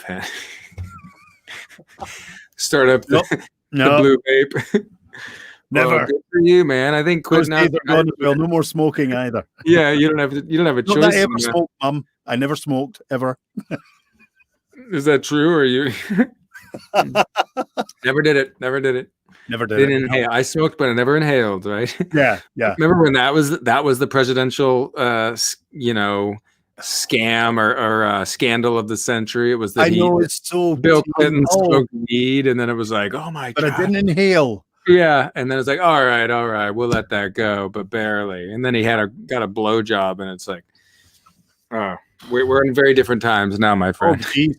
I mean, it's like you've got a couple of misdemeanors from previous presidents, Yeah. and then you have basically a case file. Yeah, right. Just he should be an FBI's most wanted, but he's our There's president. probably filing cabinets just filled with it. Oh man, yeah, that's all of Hillary's emails are just bullshit on Trump. Oh, crazy. That's why they disappeared. Yeah. Yeah. Well, shit, man. Yeah, life's good. I'm, growing these cucumbers was, I wouldn't have done this if COVID hadn't hit. But we did it. We've got a pumpkin patch, zucchinis. Oh, yeah. Isn't it great? It's good. What else? Carrots. We're just trying different things. And that's one thing I will say about the COVID. It has made people realize that maybe trying to develop a little self-sustaining gardening again. Sure. Which Yeah, has right. been gone. I remember growing up in the UK, every family had a vegetable patch. Yeah. Yeah. And it's very rare now. I think, everyone's kind of being forced to get a little more in touch with where their food comes from, right? Because for a little while, there's like, oh my God, grocery stores are shutting down. We're going to run out of toilet paper. But then there was that meat shortage. And I guess it really forced people to think, oh, the food doesn't just come from the grocery store. It comes from a farm or from a slaughterhouse that then brings it here. Yeah. So, America has a lot of people who maybe don't even have any concept of that, what the American farmer or what the farm industry is. Yeah. It's like, cool. Yeah. This should hopefully open your eyes a little bit more to what's going on, what the infrastructure is actually like, and how fragile it apparently is, that just 2 weeks of a pandemic completely shuts everything down. Well, you know what? The toilet paper one always got me, because isn't that wild, man? Yeah, it was kind of like, you know what, guys, just grab a towel, wet it, wait. If it comes down to it, you'll survive. Yeah, jump in the shower, finish it off. I don't know. I mean, bidets are hot now. But bidets used to be a rich man's game now, or rich person's game. Now it's like anyone could get a bidet for $40. Yeah, there's an attachment you buy or something. It takes you 20 minutes to hook up. You're like, don't need no toilet paper. You gotta have a little bit of toilet paper, but yeah. This I'm glad we got here. I don't know how. Yeah. So we're actually getting on in time, and I've been trying to keep the shows a little bit tighter, because some of them have gone 2.5 hours. Oh geez. Well, how many questions? Keep you too long. So how many? This is still my origin story question. Yeah, basically. Yeah, this is just how it works. But looking at the comments, everyone's having a good time, so that's all I care about. Yeah. So we're moving on to our 10 silly question round. Oh, geez. All right. So this is just random questions that I asked audience members to send me when I started this project. And these are silly, fun, kind of, don't think too hard about them, but if you need to, have fun with your answers. Okay. Are you ready? Oh, I also need to put a disclaimer that none of these will be used as a psychological assessment, and under no circumstances will one or two of the answers potentially have your door kicked in by men in suits. Oh, Jesus. So it's not a Rorschach. It's like, what do you see here? Dick. Oh, shit. Okay, are you ready? Okay, yeah. Oh, okay, where to start? Why did the chicken cross the road? To buy a bouquet of flowers for its lover. Oh, actually, interesting side note. I discovered that chickens don't have penises. They don't. No, they don't have outward genitalia. Cock without a cock. Yeah, what is it? They just scissor or something. There was an amusing term, but somebody said about it. But they just scissor or something. They rub their little neck thing, that little hangy thing. I'm now going to have to go look up chicken procreation, okay? This is tonight's project. I will learn something tonight, how chickens fuck. I mean, I think they just, the cocks, because the eggs get laid anyway without the roosters around, but only if the rooster's around will they hatch. So why did he need flowers? I mean, what was this chicken buying flowers for then if he knew that? A hopeless romantic, you know. The hen Gertrude was just not having it, and he was like, "This is gonna win her over. I'll go get some flowers." tragic. Maybe a box of white wine. Got hit by a car. It was Box of white wine just in case the mood's right. a wee kick. Come on, babe. It's Chardonnay. Oh, they bump holes. That's what they do. Yeah. Oh, they bump holes? Krista. That's what my wife just said. The people in the comments are having fun. Yeah. See, I married a keeper. Yeah. I mean, that's my opener at the bar. You know, hey, you want to go bump holes? Hey. Oh. Just get right in there. And then they say which one, and you kind of go, oh, there's so many options. Roll the dice. Yeah. Let's have some nostril bumping. Yeah. Are you ready? Oh, question 2? Yeah. Yeah. What's your favorite kitchen utensil and why? My favorite kitchen utensil's got to be the knife, man. I've got a nice Henkel. It's this long. I don't know, how is that? 10 inches, 12, 14. Weighted well. I bought it when I started working in Alaska at a lodge up in Denali. So I've had it forever and love it. And I think it's I can like chop vegetables really fast, like because I was a prep cook for a long time. Oh, so I one of those fancy days. You know, and I really enjoy that sort of methodical kind of like martial art aspect. I don't know, just being able to like crank out a ton of chopped mushroom. Anyway, so that is definitely my favorite one. Excellent. I like the explanation. It's always good to get justification. Yeah. What's the worst job you've ever done? The worst job I've ever done? Like had? I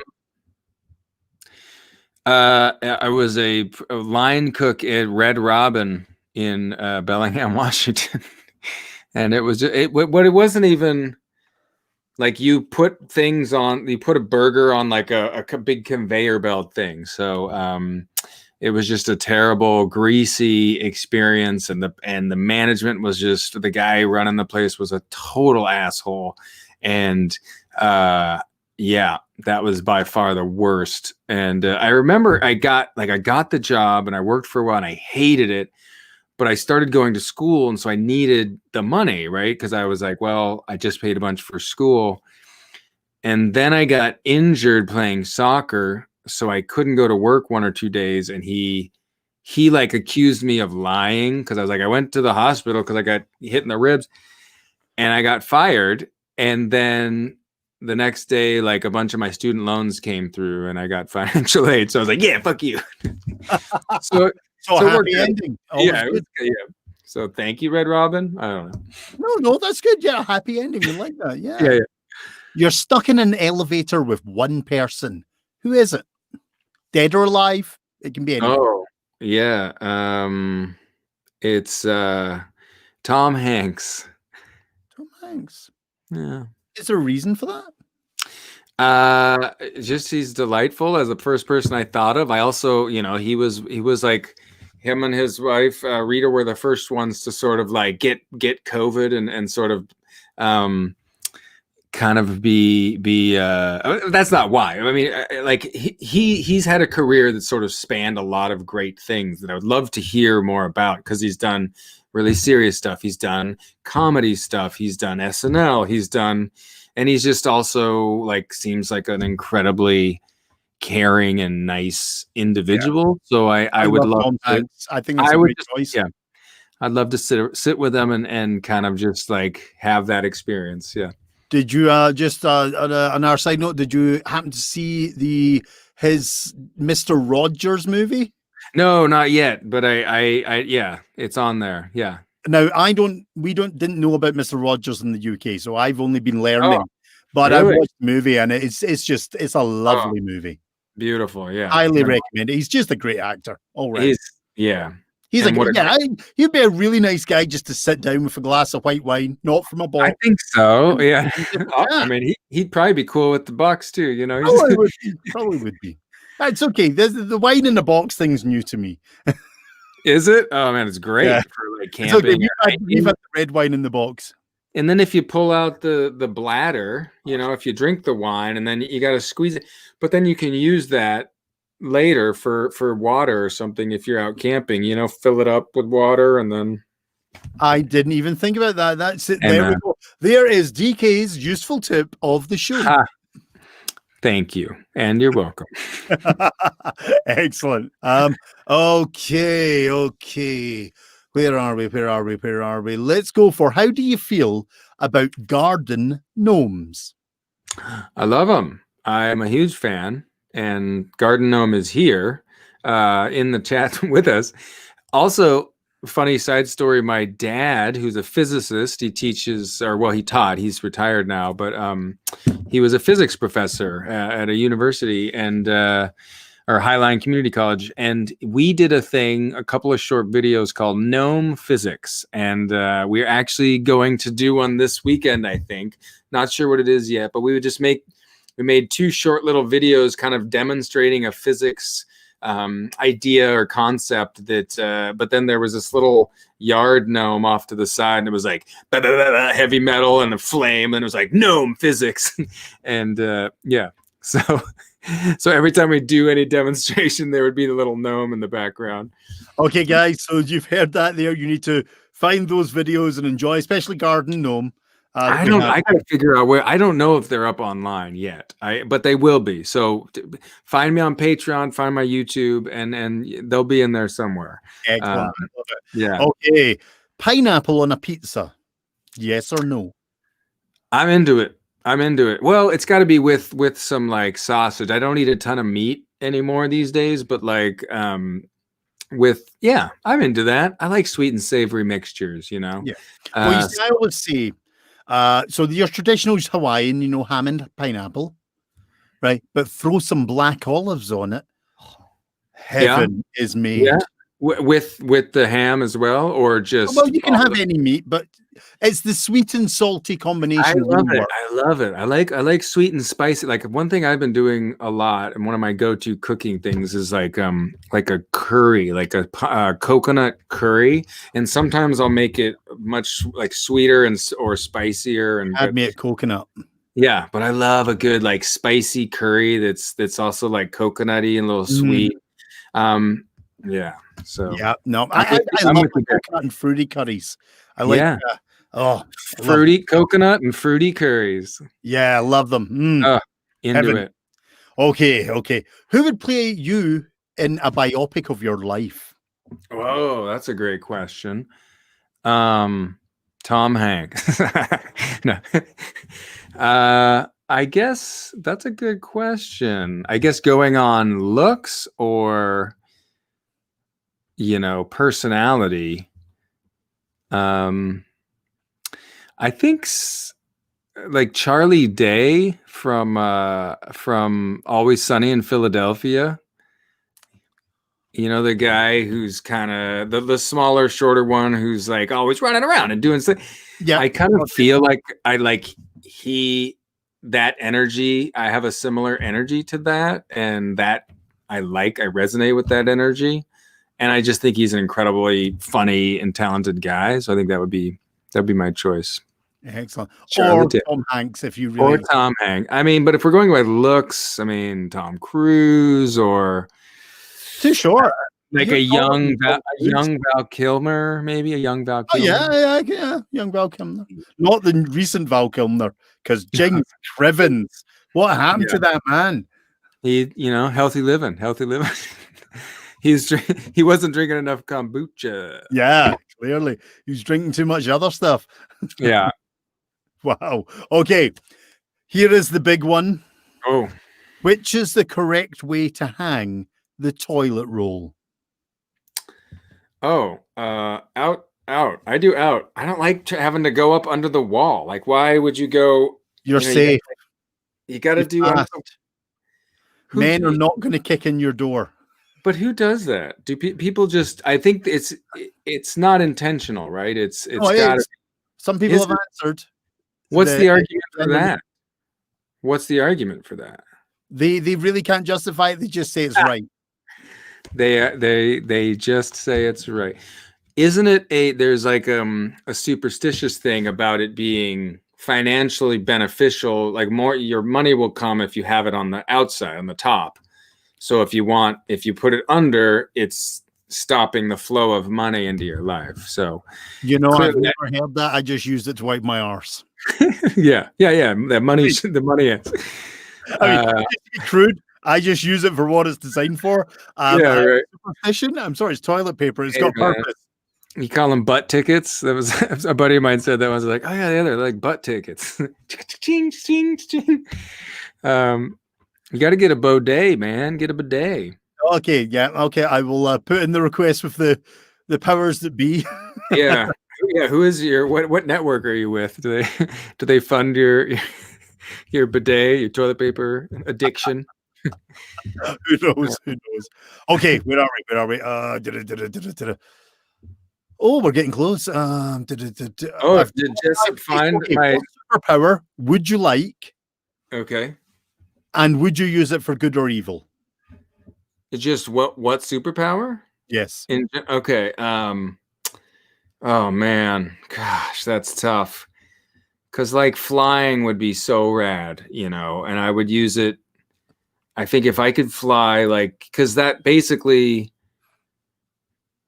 is almost as good as teleportation, right? Except for you can't get inside of a safe or something, whereas you could with teleporting, but you could fly. I think it's got to be flying. I got to do flying, and it's because I love to travel. And I dig a good bird's eye view. And honestly, if I could fly and it doesn't have to be Superman fast. It could be just like pretty fast. If I could get down to California in like a 20-minute flight, that'd be great. Do you know what's really funny? Virtually every guest has said flight. Really? We fly and travel so much. They're just like, it would be so much easier. It's true. I almost said teleportation. See, I think teleportation is better because my argument about flight is you would need to have a degree of strength, or you would still need to pay to have your luggage forwarded on. That's true. You just send yourself down. I don't know, man. If you're teleporting, you can take your luggage with you. And can you? Can you though? Because then you're teleporting things. Yes, if it's a backpack attached to you. What are the laws of teleportation? Is there anything you're touching? So you have to like hold all your stuff, and then in the movies, that's how it works. Nightcrawler does it. Yeah, but he has to be grabbing them, right? Yeah. So you're right. I think you could get if you could fly, you could just carry like a giant sort of Thule, sack or something. Yeah, but then you've got drag and you've got the air pressure, weight distribution. You need to have a degree of strength as well. You would have to. Yeah, but you're strong, dude. You're ripped. No, no. I now have what I call a COVID body. Another flyer. Jessup's less than impressed right there. No, it's Jessup's followed been an audience member for quite a lot of these, and it's funny because most people are saying flyer, which is funny because I get it because of what we do. It's hilarious. So here's the thing, and maybe I would change my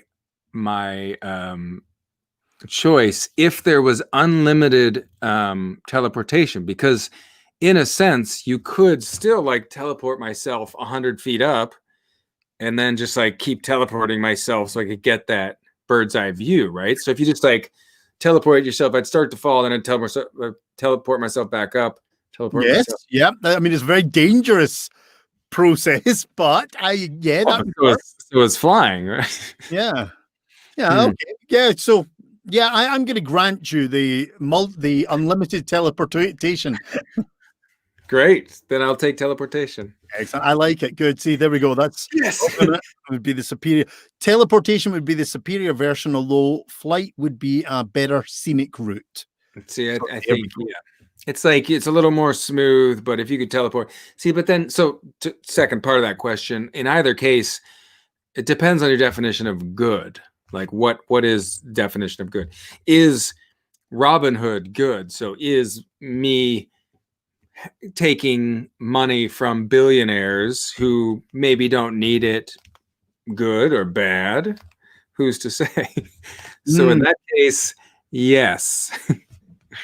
Yes. Yeah. That's the thing. Superpowers, as you said earlier, with great power comes great responsibility, I don't or know. a lot of mischief. Yeah, I mean, I would definitely do it to help people, in and including myself. But sometimes you got to do bad things to help people. No, Yeah, don't quote me on that. No, it's true, but Yeah, it's yeah, okay. yeah. I'll edit it. It's not as if it's live or anything. Oh, whoa. I'm sending this to I'm sending the link to my mom. She'll know everything now. Yeah, sure. Don't worry. Hey, honestly, nothing can be more revealing than last week's show with Melanie and her Oh God, shopper porn stash and sex toy stash. jeez. So she brought it all out, huh? No, she just brought the one out, but apparently that was something she did. Oh man. I got the Blue Yeti for a reason. It's a great mic, and it's a great mic, if you know what I'm talking about. Okay, let's stay steady, big guy. Okay, where are we now? Where are we? Pizza. How do you film it? God, I've lost my role here. Okay, what is your musical artist guilty pleasure? Oh man, Miley Cyrus. Yeah. Yeah, really? Wait, you're saying just like a guilty pleasure? Yeah. It's the one that you listen to that you don't make public. Oh, yeah. Well, I mean, I don't brag about it. I'm not ashamed of that. I'm trying to look on what's in my Spotify thing that would be a fun one. I was listening to Donna Summers. Oh, Hot that's stuff, baby, nah. Yeah. Donna Summers is good. Oh, Donna Summers is great. But when you're jogging down the street, you're rocking out to that. I kind of enjoy that, listening to something. Then you're jogging, like, I'm all like, oh, I'm tough, I'm jogging. And then I'm like, gonna have some hot stuff. That makes me laugh. Yeah, I can see that. That's just the total body movement changes. Yeah. People come and they're like, man, that guy's really getting in shape. And I'm like, I'm just rocking out. Woo. Oh my God. So Jessup's just mentioned that Melanie stayed true to her word and hooked them up. She was going to, basically, if anyone messaged her, she was going to give them the link to the secret shopper system she worked on. Oh my gosh. So now like half of Canada is getting sex toys or something. I don't know. Wow. So she sells them, or she has a connection? No, it's some sort of testing product type thing or something. I don't know. Damn. Hey, if anyone emails me or messages me, I will eat this in a video and send it to you. I don't know. Oh, boy. Is that like a whole different sideline? DK does weird things with fruit and veg. Yeah, I've got a couple more out in the garden there. So you want to see the cuke action? You just send me a message. Jessup's going to send me a link. Yeah. Last question of our 10 questions. Okay. You're in a bar. Yes. And all of a sudden you realize it's happening, tensions building, and you're about to get in a bar fight. Oh, what is the theme music that starts playing in your head? Oh man. I want to say The Eye of the Tiger, but that's too cliche. But that, like, honestly, there's a Daft Punk song two songs come to mind. The Daft Punk song, Human, or what is it called? It's More Than Human. Do you know that one? Oh God damn it. What is it called? Human. Anyway, that song. Oh, Human After All. Human After All. Yep. It just gets me fired up. So that one would be great. Also, the Killing in the Name of by the Rage Against the Machines. Yeah. I'd love to break a chair. Many a mosh pit had to that song. God. Yeah. But also, you know what else might be fun is just like Two Doors Down by Dolly Parton. Yeah. Two doors down, having a party. To Five's now been done by Deadpool, so nobody can nominate that one. Exactly. Yeah. You yeah. know, No, I think Ryan Reynolds ruined it for us all again. have you listened to that Two Doors Down song? It's really funny. If you listen to it, I just haven't listened to it for a while. Basically the story of Arc, the hero's journey, is she's like, oh, I'm sad because I can hear this party going on down the road. So she goes to the party, hooks up, and brings back and just sleeps with this guy or whoever. So that's and she's like, and now we're having our own party. She's like, I'm alone, I'm at the party. Oh, I hooked up. Now we're having our own party at home. It's a great little thing, but it's way more scandalous than I kind of was expecting for Dolly. Dolly's just this legend. I mean, that woman is just amazing. The stuff she does, and everyone's like, "Oh, Dolly Parton makes fun of her," but when you read up on her and learn what she's done, you're just like, "Shit, that woman should be president." You know? She's great. Yeah, her whole thing, she came out against people who follow her who are like racist or prejudiced, and she's like, there ain't no room for that, you know, in my group and my fans. So she's when she did that, she lost one fan. Yeah, right. And apparently this fan was outraged because Dolly Parton was supporting people of color and making comments against us good white people, and like apparently it was just like, yeah, see you later. I mean, yeah, it's really funny. There was also that fan who did the same thing about like, man, I really loved Rage Against the Machines, but then they started being all political, and it's just like, I'm no longer a fan of Rage Against the Machines. I'm like, that's what they've been the whole freaking time. I know. It's like I never noticed the lyrics, you know, fuck you, I won't do what you tell me. Yeah, I know. It's like, seriously, if that's not a political statement, it's funny. That's one thing that COVID and the kind of Black Lives Matter movement things that have been happening have brought to light. Serious issues, but also with a few beautiful gems. Exactly. And I always love the one with the NASCAR one turned around and said, "You can't fly the flag anymore." One NASCAR driver said, "No, I'm not racing ever again." And NASCAR researched them and said, "Okay, well, that's great because we don't know who the fuck you are." And they put this whole thing. It's like, you've tried to race 19 races, you've got nothing, you've got no stats, you've got none of this, you've got none of this. So have a nice life. He's like, I do it in the parking lot when the real race is going on in the main area. He's out there doing donuts. Yeah, man. I love those moments because it just shows you the gormless attitude of some of these people, and this idea that they are superior to the rest of us. You know?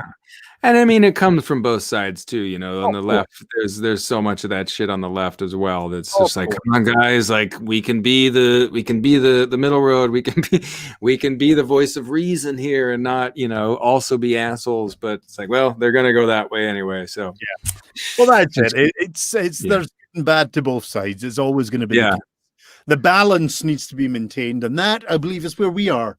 We are the pivot point of the world. All right. I love that. Can I do a short little juggling trick before? Of course you can. I'm feeling like we're wrapping up here, but we're gonna close up soon. Whoa! Sorry, I wasn't planning. You're in a tight zone as well. I know, right? Over the moon.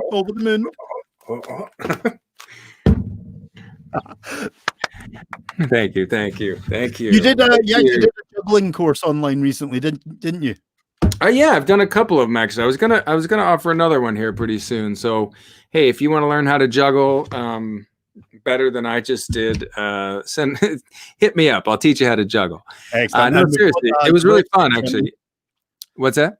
We've got your website running so people can find you there. Yeah, maybe put my Facebook. I don't know. The website's good. I got everything on. They can find my social media. I'm way more active on like Facebook and all that. Well, the reason to put your website is because you've got all your social media links there. Oh, perfect. So you can literally access every bit of social media for you. Dude. See? Easy. Hey, what are you, a marketer? Hey, I'm on top. Hey, I'm excited. You know, I think things are changing. The world's changing. We're all doing it. Yeah, life's good, man. Good. Well, DK, we're going to wrap up there and continue your evening. I want to thank you very much for joining. It certainly looks like everyone's had a good time listening to you. As usual, I got through very few of the main questions, but I think we covered a lot of nice stuff, and I think everyone got to know you as a person, which is the whole point of this show. Great. Well, where can they find you? What's next for you, so people know where to find you and what to look out for? Oh yeah. So you got the website there. I've got that Patreon page, and then I will be doing so at DK Reinemer on all the social media, and I'm doing the Rochester Fringe coming up. I'm going to do a little puppet show with a bunch of these that I'm really excited about.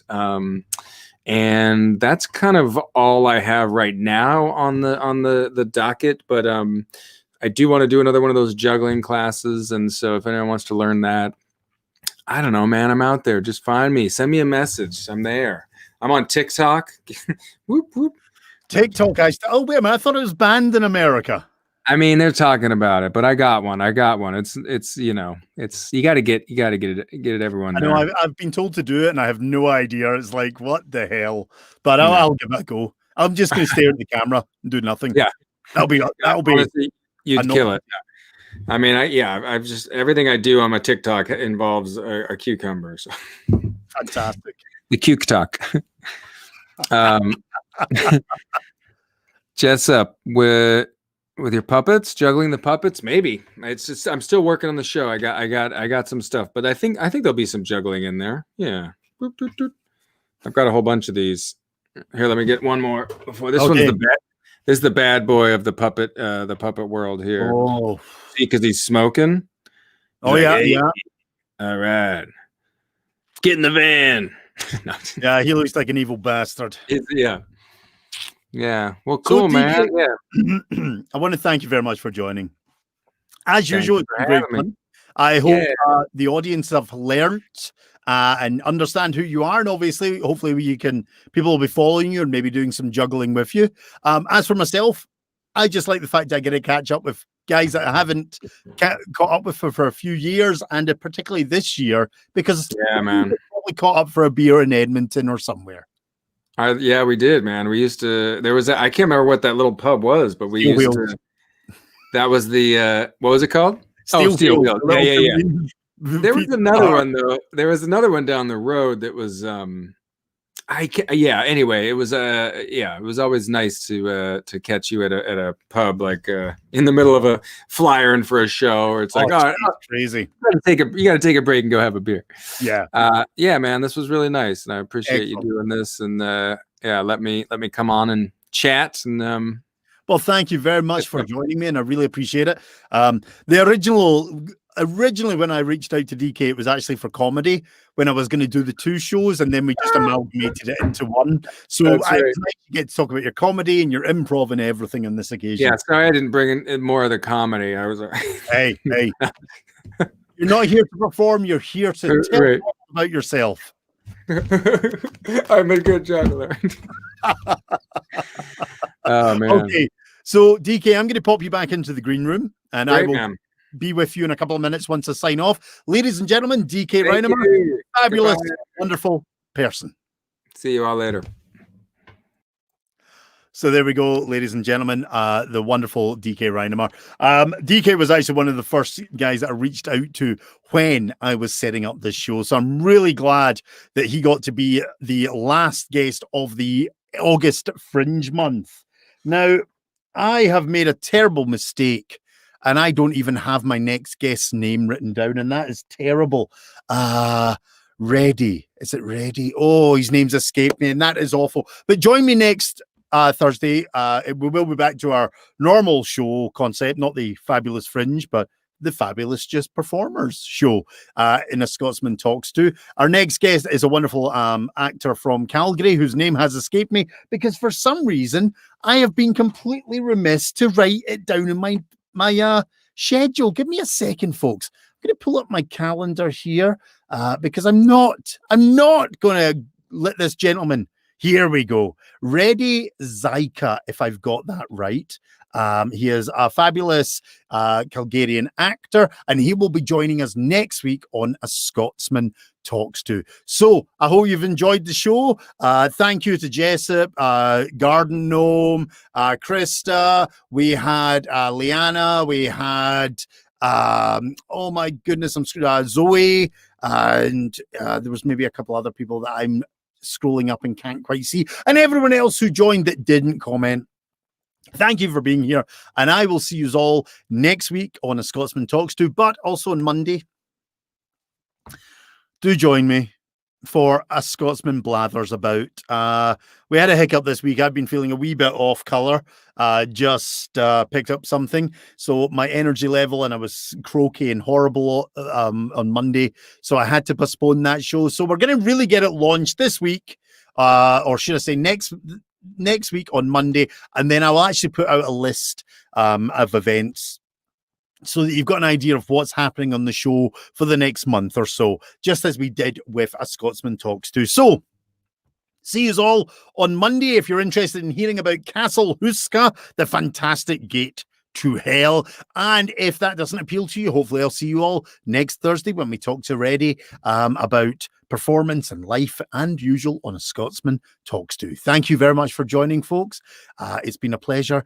I'm now melting in my beautiful studio, and I'll see you all on Monday or Thursday. Have a nice weekend.